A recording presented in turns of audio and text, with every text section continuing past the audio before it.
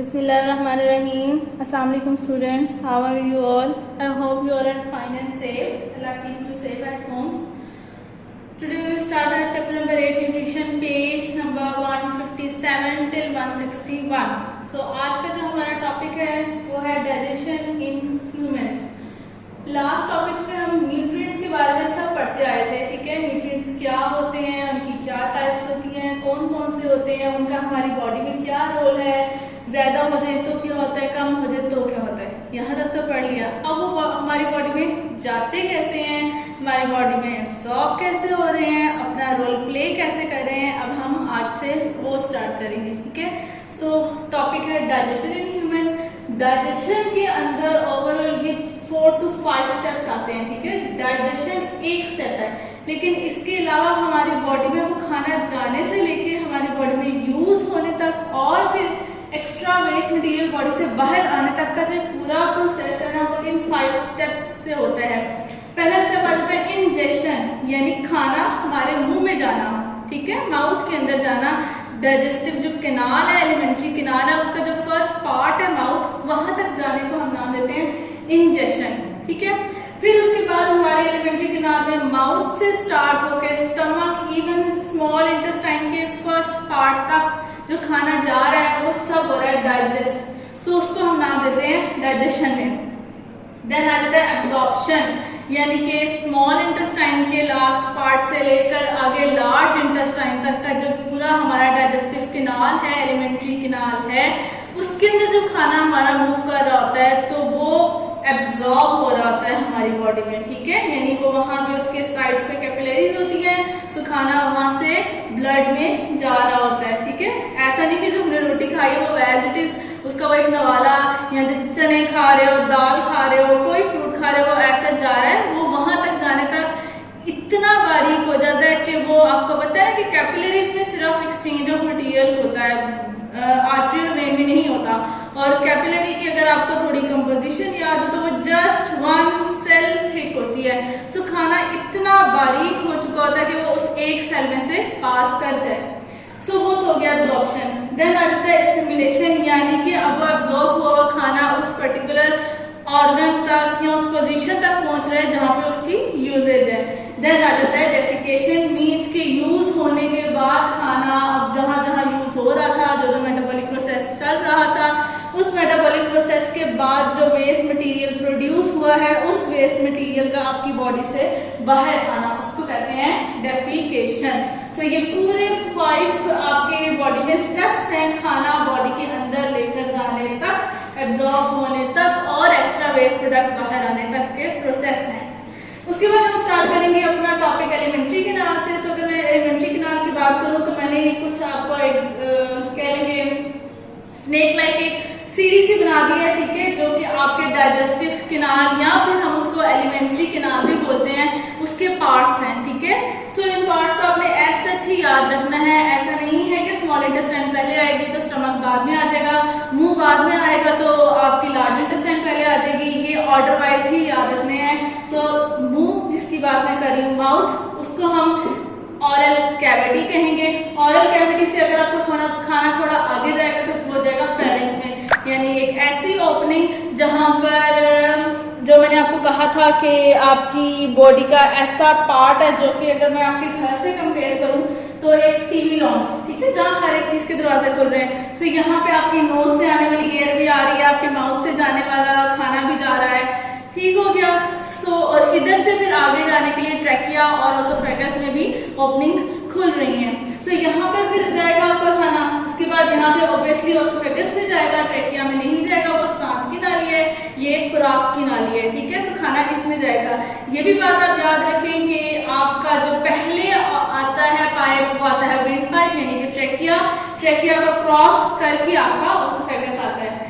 Then oesophagus से खाना जाएगा आपके स्टमक में, वहां पर थोड़ी देर रहेगा, वहां से फिर उसके बाद स्मॉल इंटेस्टाइन में आएगा, स्मॉल इंटेस्टाइन से लार्ज इंटेस्टाइन में जाएगा, then rectum and then anus के थ्रू बाहर आ जाएगा. ये तो हो गया आपकी सारी एलिमेंट्री कैनाल. आपने इसको ऐसे ही ऑर्डर वाइज याद रखना है. फिर अब हम इन सारे एलिमेंट्री कैनाल के जो पार्ट्स हैं उनको 1 by 1 पढ़ेंगे. सो फर्स्ट ऑफ ऑल हम ऑरल कैविटी को पढ़ेंगे. तो ऑरल कैविटी में हम देखेंगे जब खाना हमारी ऑरल कैविटी के अंदर जाता है तो वो कौन कौन से स्टेप्स के साथ जाता है। सो वो ये 4 स्टेप है। सबसे पहले होता है फूड सिलेक्शन, कौन सा खाना हमने खाना है और कौन सा खाना हमें नहीं खाना। ये बेसिकली आपके 5 ऑर्गन्स, जो सेंस ऑर्गन्स है ना, उन पे डिपेंड करता है। आपकी आईज स्पेशली इसमें बहुत मेजर रोल प्ले कर रही है, आपकी नोज मेजर रोल प्ले कर रही है, आपके टेस्ट बर्ड्स जो आपकी टंग पर है वो अपना रोल प्ले कर रही है, ईयर भी थोड़े बहुत समहाउ प्ले कर रहे हैं अपना रोल, एंड आपका हैंड स्किन अपना रोल प्ले कर रही है। कैसे आइज ने खाना देखा, उसकी प्रेजेंटेशन बहुत अच्छी है, दिल कर रहा है खाने का, ठीक है। नोज ने स्मेल फ्रेगनेंस, उसकी सूंघी, बहुत मजे की प्यारी सी खुशबू आ रही है, दिल कर रहा है उसका खाने का, ठीक है। कानों ने सुना फ्रेश खाना है, नया नया जल्दी अभी भी आया, भाई बाहर से जी पिज्जा लेकर आया, बर्गर लेकर आया, खा लो आकर, ठीक हो गया। हैंड ने, स्किन ने अपना काम किया कि उसने उस खाने को आपकी प्लेट से आपके माउथ तक पहुंचाया, और फिर टेस्ट बड ने काम किया कि क्या वाकई वो खाना फ्रेश था या नहीं, ज्यादा नमक तो नहीं उसमें, ज्यादा मिर्चें तो नहीं उसमें, कोई पत्थर या कोई पुरानी कोई चीज तो नहीं उसमें, ठीक है। सो ये सारी चीजें आपके 5 सेंस ऑर्गन्स अपना काम प्ले करते हैं और फूड को सिलेक्ट करते हैं। एक दफा फ्रूट सिलेक्ट हो गया, मैंने अपने एक बाइट मुंह में रखी, आपको ओके लगी, वेल एंड गुड, ठीक है। अब आगे आ जाएगा काम mastication, lubrication and chemical digestion का। और अगर आपको वो सिलेक्टेड फूड नहीं पसंद आया, आपने उसको मुंह से बाहर फेंक दिया, ठीक है। अब सिलेक्ट हो गया तो देन बात आ जाती है मैस्टिकेशन। मैस्टिकेशन मतलब च्यूइंग प्रोसेस, जो आपके टीथ च्यू कर रहे हैं ना, उसको कहते हैं मैस्टिकेशन। यानी वो जो आपने बड़ा पीस अपना एक नवाला तोड़ के मुंह में रखा है, उसको छोटे छोटे पीसेस में तोड़ने का नाम है मैस्टिकेशन। देन प्रोसेस आता है लुब्रिकेशन एंड केमिकल डाइजेशन, जो कि इस मैस्टिकेशन के साथ साथ साइड बाय साइड हो रही है। ये तीनों काम साथ साथ हो रहे होते हैं। लुब्रिकेशन एंड केमिकल डाइजेशन में आपका सलाइवा अपना रोल प्ले करता है। सलाइवा मीन्स थूक, ठीक है। लुब्रिकेट मतलब लिक्विड मीडिया देना, ठीक है, उसको लुब्रिकेट करना। सो किसी भी चीज को अपना काम करने के लिए, मैं पहले भी बता रही हूँ, मोस्टली वो यानी लिक्विड मीडिया की जरूरत होती है। सो हमारे मुंह में पानी ऐसा तो पानी नहीं है, लेकिन सलाइवा है, और सलाइवा अपने अंदर बहुत सारे एंजाइम्स लेकर आता है केमिकल डाइजेशन के लिए, प्रोसेस के लिए अपने अंदर एंजाइम्स रखता है, थोड़ा सा म्यूकस रखता है, तभी तो वो थोड़ा सा स्लाइमी सा होता है।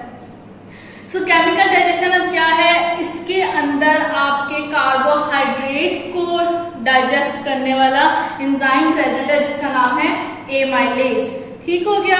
सो अब यहाँ पे यानी आपकी ओरल कैविटी के अंदर अगर आपने कोई ऐसी चीज खाई है जिसमें प्रोटीन, कार्बोहाइड्रेट, फैट्स तीनों चीजें हैं, सो वो प्रोटीन फैट को तो कुछ नहीं करता, सिर्फ उनको स्मॉल पीसेस में तोड़ता है, लेकिन कार्बोहाइड्रेट की डाइजेशन स्टार्ट कर देता है। यानी स्मॉल पीसेस में तोड़ने के साथ साथ उनके ऊपर एंजाइम्स अपना काम करना शुरू कर देते हैं, ठीक है।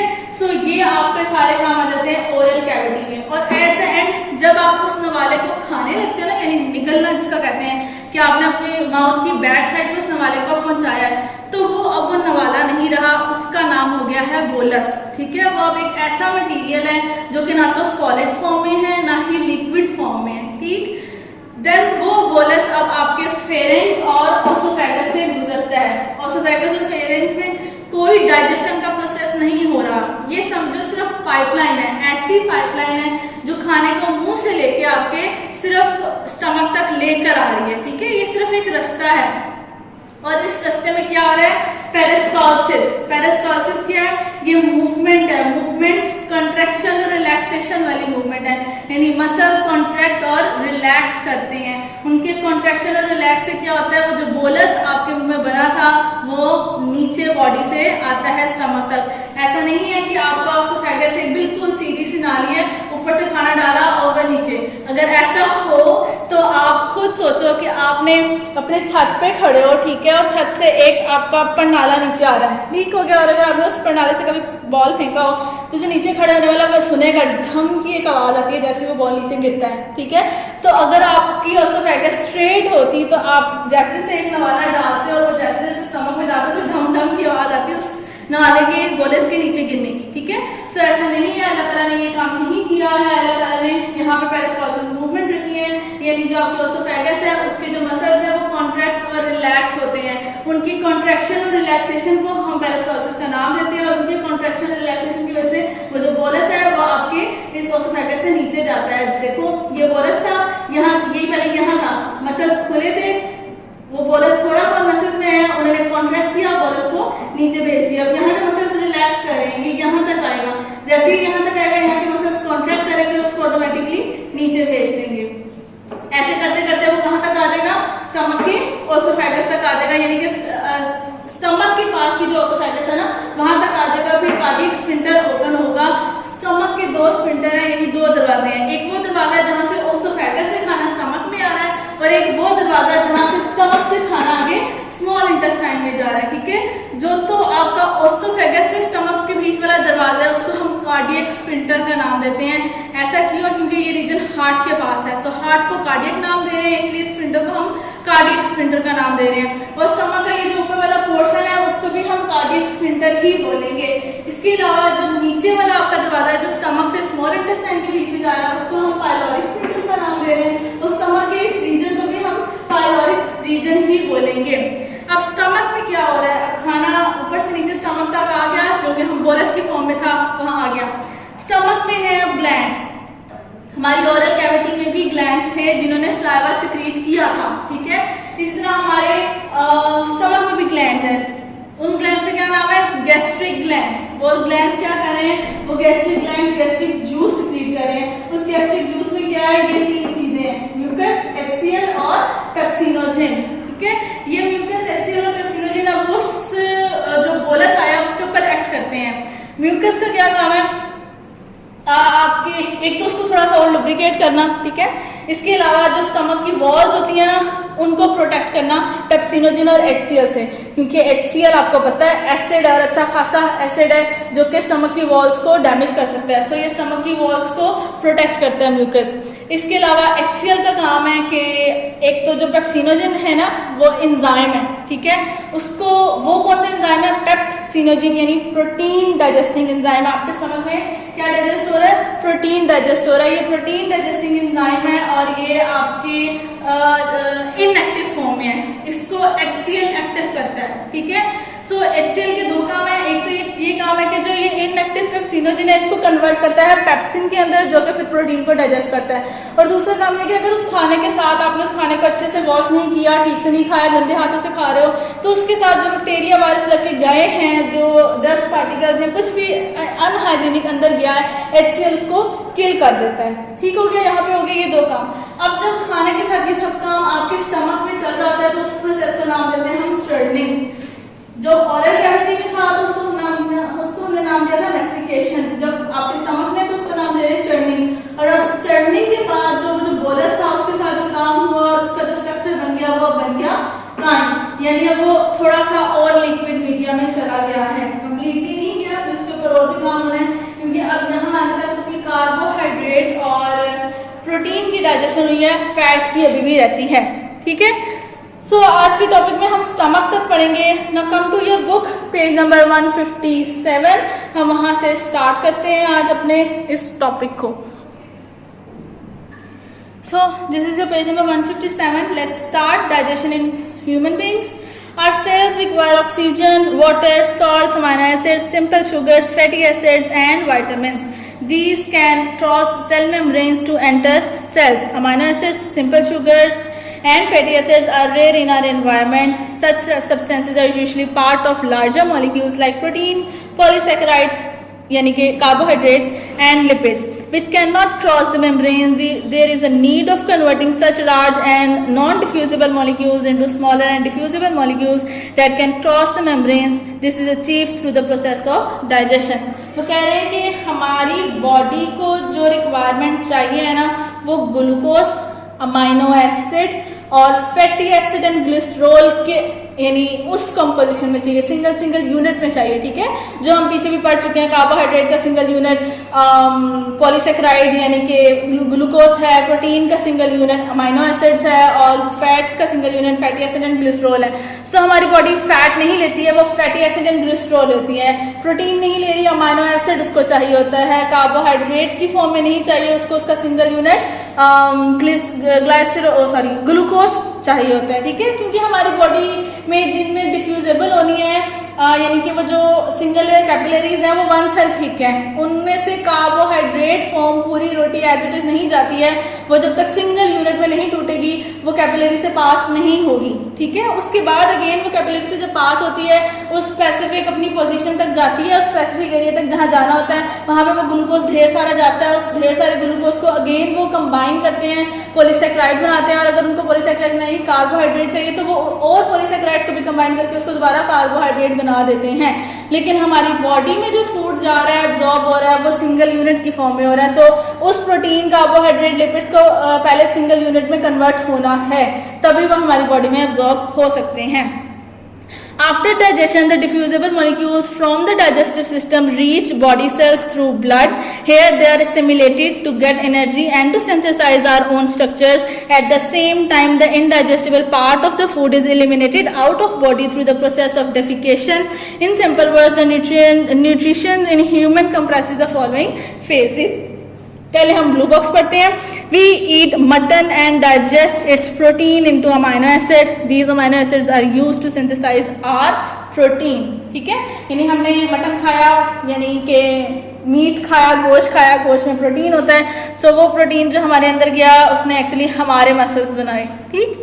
सो अब उन्होंने आपको प्रोसेस का बता दिया, 5 processes, ingestion the process of taking in food, digestion the process of breaking up complex substances into simple substances, absorption, diffusion of digested food into blood and lymph, lymph आपके फैट जोन से होते हैं ना, fatty acid, glycerol, उनका एक अलग पूरा system है, ठीक है, उसको कहते हैं lymphatic system.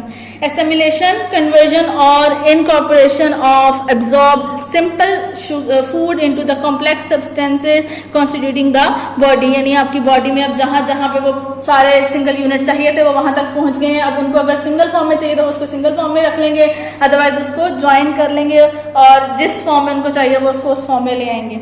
Defecation, elimination of undigested food from the body. Human alimentary canal, the digestive system of human consists of a long tube that extends from mouth to anus. This tube is called alimentary canal, ठीक है, इसको digestive canal भी कहते हैं और alimentary canal भी कहते हैं। Its main secretions are or sections are oral cavity, pharynx, esophagus, stomach, small intestine, large intestine. In addition, there are many glands associated with alimentary canal. There are in the form of 3 pairs of salivary gland, जो कि oral cavity में है, जो lubrication, digestion में, chemical digestion में part play कर रहे हैं। इसके अलावा पेनक्रिया है, लिवर है, आपके स्टमक में गैस्ट्रिक ग्लैंड्स हैं, ठीक है। सो ये 3 से 4 ग्लैंड्स हैं जो कि आपकी बॉडी में डाइजेशन को हेल्प कर रहे होते हैं साथ साथ। So we will go through the structure and functioning of digestive system by assuming how a bite of bread या रोटी taken with some dish like mutton is digested and how small molecules like amino acids, simple sugars, fatty acids, vitamins, salts and water are provided to cell. So let's start. First is oral cavity, selection, grinding, partial digestion. Partial का नाम इसलिए कहा गया है क्योंकि यहाँ पे fat या प्रोटीन डाइजेस्ट नहीं हो रहा, जस्ट कार्बोहाइड्रेट की डाइजेशन स्टार्ट हुई है। एंजाइम्स यहाँ पे जस्ट कार्बोहाइड्रेट को डाइजेस्ट करने वाले हैं। Oral cavity is the space behind mouth and has many important functions in the whole process of digestion. First, आपका इसका जो step है वो आ जाता है food selection. Food selection is one of them. When food enters the oral cavity, it is tasted and felt. If the taste of mutton suggests that it is old, we reject it. If teeth or tongue detect some hard object such as dirt, we also reject that bite. The sense of smell and vision also play help oral cavity in the selection of food. ये मैं आपको detail में बता चुकी हूँ, हमारे जो 5 senses अपना अपना रोल प्ले कर रहे हैं फूड सिलेक्शन में।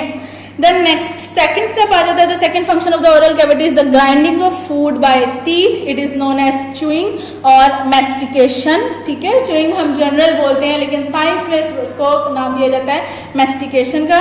This is useful because esophagus can pass only small pieces, क्योंकि esophagus छोटी सी पतली सी एक वो ट्यूब है, नाली है, जिसके अंदर से इतना मोटा रोटी का बाइट नहीं जा सकता, उसको स्मॉल पीसेस में आना ही होता है, पहला पॉइंट है। और दूसरा पॉइंट ये है कि enzymes also cannot act on large piece of wood, यानी कि जो एंजाइम्स है वो भी छोटे छोटे पीसेस पे एक्ट कर सकते हैं, इतने बड़े पीस के ऊपर एक्ट नहीं करते हैं। They require small piece with large surface area to attack. Then आ जाता है third and fourth function. The third and fourth function of oral cavity are lubrication in chemical digestion of food. The chewing process stimulate the 3 pairs of salivary gland that is under tongue, behind jaw and in front of ears. ये 3 reason है जहाँ पे हमारे जो mouth के अंदर oral cavity के अंदर सलाइवरी ग्लैंड्स प्रेजेंट है. और वो क्या रिलीज करते हैं? They release a juice called saliva in oral cavity. ये सारा आपको आता है जो हम आज पढ़ रहे हैं, ये लॉन्ग है. ओरल कैविटी पे नोट आ जाता है, फेरेंस ओसोफेगस पे नोट आ जाता है, पेरिस्टाल्सिस पे नोट आ जाता है, स्टमक पे नोट आ जाता है, ना भी नोट है, इनके फंक्शंस पे नोट आ जाता है, इनकी केमिकल डाइजेशन, कुछ भी इसमें से as a short as a long पूछा जाता है. इसको आपने एज अ लॉन्ग होल याद करना है ताकि अगर इसमें से शॉर्ट भी आता है तो आप कर सको. सो इसका ये थर्ड और फोर्थ ऑप्शन बहुत इंपॉर्टेंट है कि लुब्रिकेशन और केमिकल डाइजेशन हो रही है. तो वो कैसे हो रही है कि जैसे ही मैस्टिकेशन का प्रोसेस स्टार्ट होता है, सलाइवरी ग्लैंड्स जो कि कहाँ कहाँ प्रेजेंट है, आपके टंग के नीचे, आपके जॉ के पीछे और आपके ईयर के सामने वाली साइड पे, वो पूछ सकते हैं शॉर्ट में भी है कि हमारी सलाइवरी ग्लैंड्स कहाँ कहाँ प्रेजेंट है. सो ये जो 3 पेयर है ये स्टिमुलेट हो जाता है और जूस सिक्रीट करता है जिसका नाम है saliva. Saliva add water and mucus to food which act as lubricant to ease the passage of food through oesophagus. यानी कि वो लुब्रिकेशन प्रोवाइड करता है. अगर वो फूड सॉलिड मटेरियल में सूखा सूखा ही जाएगा तो आपका जब ओसोफेगस में से वो गुजरेगा तो ओसोफेगस की वॉल्स के साथ जब टकराएगा तो उसको डैमेज कर सकता है. इसलिए उसके साथ थोड़ा सा वाटरी मटेरियल और लुब्रिकेशन के लिए म्यूकस थोड़ा ऐड हो जाता है ताकि उसको वो स्लाइमी अपीयरेंस दे दे, ओसोफेगस में से वो इजीली पास कर जाए. Saliva also contain an enzyme that is salivary amylase which helps in the semi digestion of starch. Starch means आपकी कार्बोहाइड्रेट ही आती है. वो स्टार्च कहें, पॉलीसेकेराइड कहें या आपका कार्बोहाइड्रेट कहें, ये एक ही बात है. During the process of chewing, lubrication and semi-digestion, the piece of food are rolled up by the tongue into small, slippery, spherical mass called bolus. यानी at the end, अब जब वो नवाला आपका तैयार है आप यानी फेरेंस में जाने के लिए, निगलने के लिए, तो अब उसको हम क्या नाम देंगे? bolus. We swallow bolus and push it in esophagus through pharynx. Next नीचे आपका आ जाता है pharynx and oesophagus swallowing and peristalsis. यानी फेरेंस से वो हमने स्वेलो किया, निगला, और आगे ओसोफेगस में क्या हो रही है? पेरिस्टाल्सिस मूवमेंट हो रही है. During swallowing bolus is pushed to the back of mouth by tongue. When tongue push bolus the soft palate also moves upward and to rear end. In this way the opening of nasal cavity is closed. Nasal cavity is closed. इससे पहले हम यहाँ पे blue box पढ़ लेते हैं. In human adult human oesophagus is about 25 centimetre long. ये MCQs में आ जाता है कि आपकी ओसोफेगस कितनी लंबी है. जैसे ट्रैकिया का पूछ सकते हैं विंड पाइप कितने लेंथ का है, इसी तरह वो ओसोफेगस भी पूछ सकते हैं कि कितनी लेंथ की है. सो इसके बाद वो कह रहे हैं कि जैसे आप अपना वो जो खाना निगलते हो आपके फेरेंक्स में जाता है तो वहाँ पे एक प्लेट प्रेजेंट होती है जिसको सॉफ्ट पैलेट का नाम दिया जाता है. वो सॉफ्ट पैलेट प्लेट क्या करती है? वो थोड़ा ऊपर हो जाती है ताकि जो नेजल कैविटी से आपका जो हवा वाला वो जो दरवाज़ा था वो बंद हो सके, आपका जो खाना है वो आपकी नोज साइड पे ना जा सके. ठीक है, वो अपवर्ड एंड रेयर यानी बैक एंड फोर्थ मूव करती है. और अगर आप अपनी यानी बड़ा सा मुंह खोलो तो सामने एक छोटी सा वो जो एक सॉफ्ट पैलेट हैंग हुआ होता है ना, ये वो सॉफ्ट पैलेट है. जब आप खाना खाते हो तो ये बैक की तरफ ऊपर को चला जाता है जो कि आपके नोज की ओपनिंग को, इंटरनल नोस्ट्रिल्स को कह लो कि बंद कर देते हैं.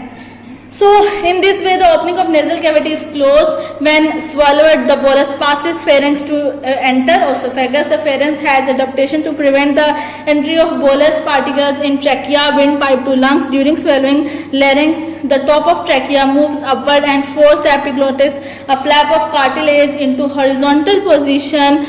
This glottis, that is the opening of trachea, is closed. The beginning of swallowing action is voluntary, but once food reaches the back of mouth, swallowing becomes automatic. इसके बाद अब वो कह रहे हैं कि अब जब आपका खाना फेरेंक्स तक पहुंचा है तो वहां पे एट अ टाइम 2 काम हो रहे होते हैं. एक तो वो सॉफ्ट पैलेट ऊपर होके नोज से जो ओपनिंग है उसको बंद कर देता है. ठीक है, अब दूसरी ओपनिंग आ गई ट्रैकिया की, क्योंकि ट्रैकिया पहले है, ओसोफेगस पीछे है उसके। सो ट्रैकिया को खाने ने पास करके पीछे ओसोफेगस तक जाना है। अगर ट्रैकिया नहीं बंद होगा, उसकी ओपनिंग नहीं, उसका दरवाजा नहीं बंद होगा, तो खाना ट्रैकिया में गिर जाएगा, ओसोफेगस में नहीं जाएगा। सो अल्लाह ताला ने उसको भी बंद करने के लिए हमारे फेरिंक्स रीजन में एक और सॉफ्ट पैलेट रखी हुई है जिसका नाम है एपिग्लॉटिक्स। वो भी एक दरवाजा है जो कि ट्रैकिया को बंद कर देता है, ठीक है। सो ट्रैकिया भी बंद हो गया, नेजल कैविटी भी बंद हो गई, आपका माउथ का रीजन, ओरल कैविटी खुली है अब, और ओसोफेगस खुला है। सो इजीली ओरल कैविटी से आपका खाना ओसोफेगस में फेरिंक्स से होते हुए ओसोफेगस तक चला जाएगा। अब वो यहाँ पे एक बात कर रहे हैं कि जब आपके दांतों में था, यानी माउथ में, ओरल कैविटी में था, तो वो खाना हम पे डिपेंड कर रहा था हम उसको डाइजेस्ट करें या ना करें। वो हमारे पास था, वो कह लो कि वॉलेंट्री एक्शन था। हमारा मूड था कि हमने उसको खाना है तो हम उसको अंदर लेके जाएंगे, नहीं खाना हम उसको बाहर रख देंगे साइड पे।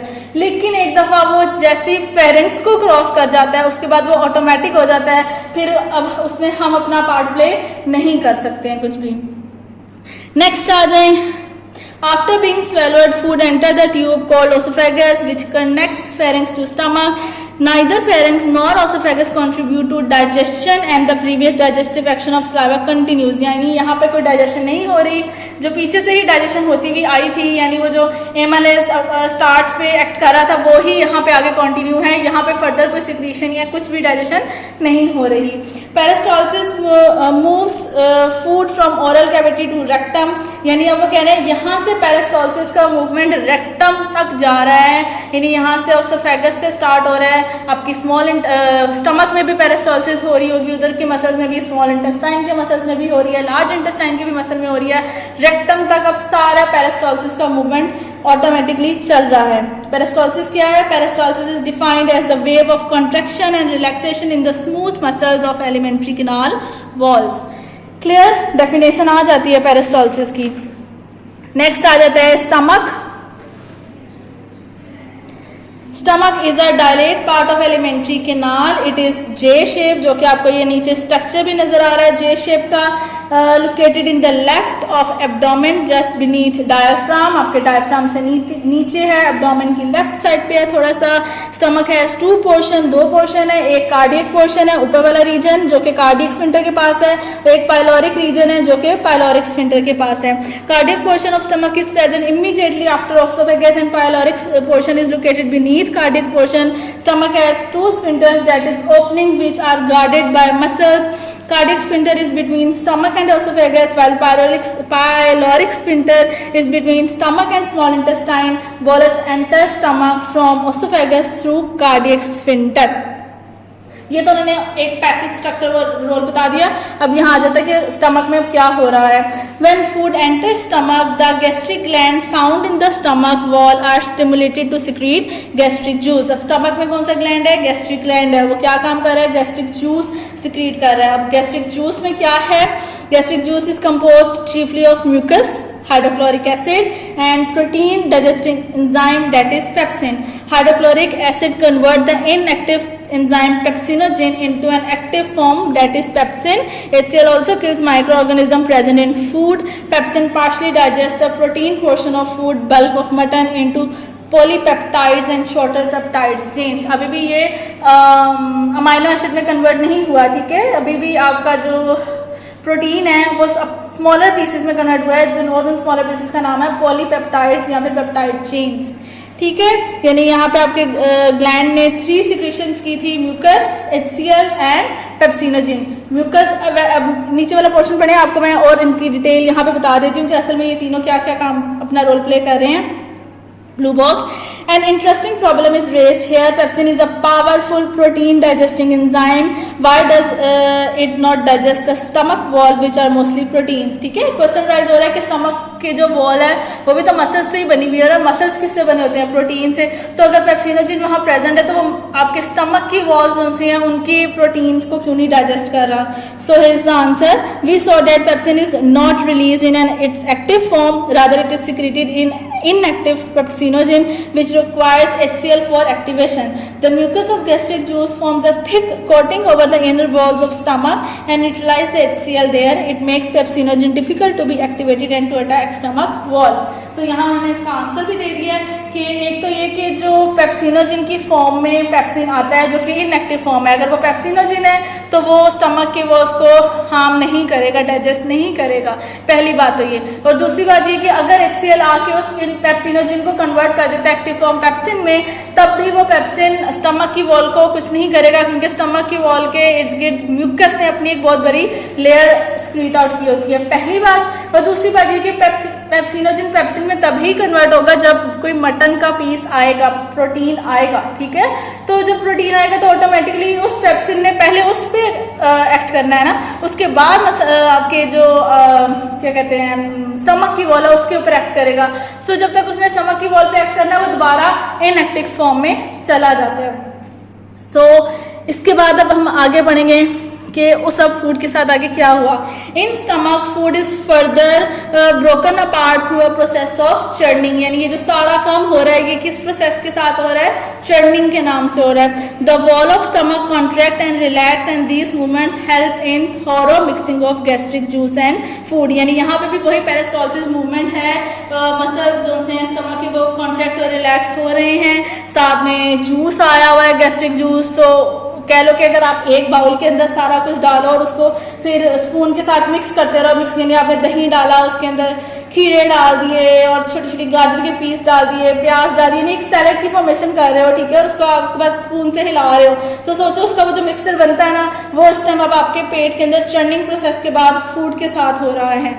So the churning action also produce heat which help to melt the lipid content of food. So जब यहाँ वहाँ पे ये प्रोसेस हो रहा होता है तो ऑटोमेटिकली हीट प्रोड्यूस होती है, और वो हीट क्या काम कर रही है, उस फैट को, लिपिड को मेल्ट कर रही है, मेल्टिंग में काम करती है। सो आप कह लें कि केमिकली तो नहीं लेकिन फिजिकली फैट की डाइजेशन भी स्टमक में स्टार्ट हो जाती है।